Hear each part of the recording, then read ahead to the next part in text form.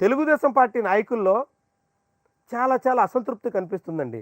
అధికారం వచ్చి 7 నెలలు తిరగకముందే అసహనం బాహాటంగా వెల్లడవుతుంది. సోషల్ మీడియాలో చాలామంది తమ అసంతృప్తిని వెళ్ళగక్కుతున్నారు. ఇంతకాలం సోషల్ మీడియాలో ఏదో యాక్టివిస్టులు, సోషల్ మీడియాలో కార్యకర్తలు, చిన్న చిన్న కింద స్థాయి శ్రేణులు మాత్రమే తమ అసంతృప్తిని, తమ అసహనాన్ని, తమ అభిప్రాయాన్ని వ్యక్తం చేస్తున్నారని అనుకున్నాం. కానీ ఇప్పుడు ఏకంగా ఒక జిల్లా పార్టీ ప్రెసిడెంట్, కర్నూలు జిల్లా పార్టీ ప్రెసిడెంట్ ఆయన నిన్న చేసినటువంటి ప్రకటన ఏంటంటే లంచం ఇచ్చిన వాళ్ళకే పనులు పదవులు దక్కుతున్నాయి. అంటే లంచం ఎవడు ఇస్తే వాళ్ళకి పనులు చేస్తారా మీరు?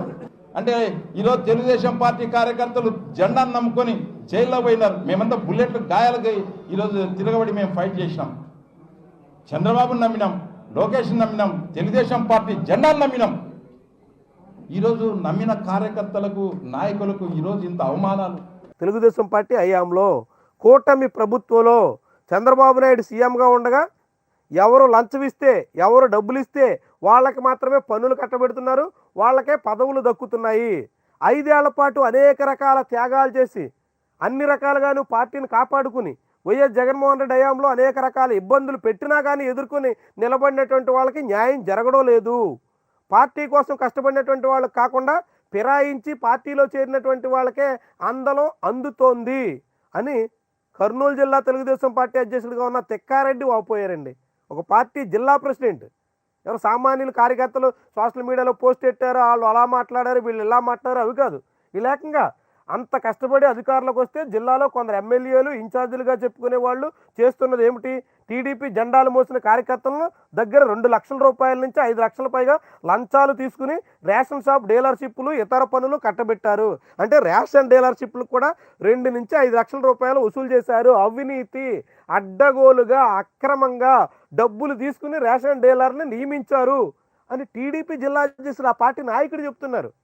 ఎవరో విపక్షాలు గిట్టినటువంటి వాళ్ళు, లేదంటే సాక్షి లాంటి పత్రికలు నిందలు వేశాయి, దుష్ప్రచారం చేశాయి, విమర్శలు చేశాయి అంటే అది వేరు. అధికార పార్టీ నాయకుడు చెప్తున్నారు. తెలుగుదేశం పార్టీ కార్యకర్తలు అయినప్పుడు కూడా వాళ్ళ నుంచి 2 నుంచి 5 లక్షల రూపాయలు వసూలు చేసుకుని వాళ్ళకి డీలర్షిప్లు ఇచ్చారు. కార్యకర్తల దగ్గరే లంచం తీసుకుంటున్న వారిని ఏమనాలి? టీడీపీ కార్యకర్తలకు తీరని అన్యాయం జరుగుతుంది. లంచం ఎవడిస్తే వారికే పనులు చేస్తారా, పదవులు ఇస్తారా అంటూ ఘాటుగా స్పందించారు. పదవులకు కావాలంటే, పనులు జరగాలంటే, ఏం జరగాలన్నా ఎమ్మెల్యేలు, ఇన్ఛార్జీలకి డబ్బులు ఇవ్వక తప్పని పరిస్థితి తెలుగుదేశం పార్టీ హయాంలో ఉంది అని తెలుగుదేశం పార్టీ జిల్లా అధ్యక్షుడు చెప్తున్నారు.